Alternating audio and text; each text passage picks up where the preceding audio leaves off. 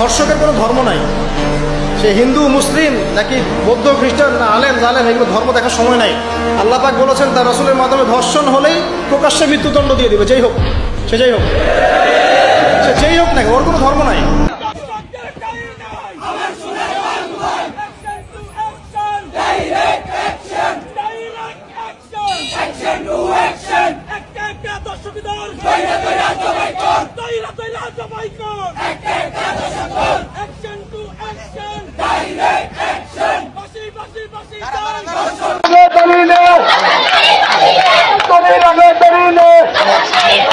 সন্ত্রাসীদের কালো হাত ভেঙে দাও, ঘুরিয়ে দাও। সন্ত্রাসীদের কালো হাত ভেঙে দাও, ঘুরিয়ে দাও। সন্ত্রাসীদের কালো হাত ভেঙে দাও, ঘুরিয়ে দাও। দর্শকের আস্তানা ভেঙে দাও, ঘুরিয়ে দাও।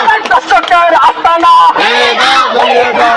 দর্শকের আস্তানা আমার সোনার বাংলায়, আমার সোনার বাংলায়।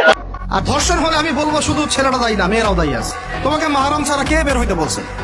মাহরাম ছাড়া একটা মেয়ের হজ ফরজ না।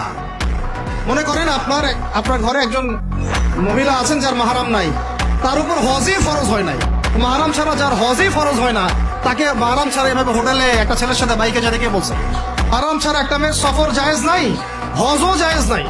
হজ করার দরকারই নাই, সে ঘরে থাকবে, ওইটাই তার জন্য বেশি গুরুত্বপূর্ণ, ওটাই হুকুম আল্লাহ পাকের। আর সে মাহরাম ছাড়া এইভাবে এখানে ওখানে ঘুরে বেড়াবে, ছেলের সাথে আড্ডাবাজি করবে, টাঙ্কি মারবে, চটপটে ফুচকা খাবে, এরপর 4টা 5টা ছেলে মিলে ওকে ধর্ষণ করে দিলে সব ছেলে দোষ ওই ছেলের উপর আসবে?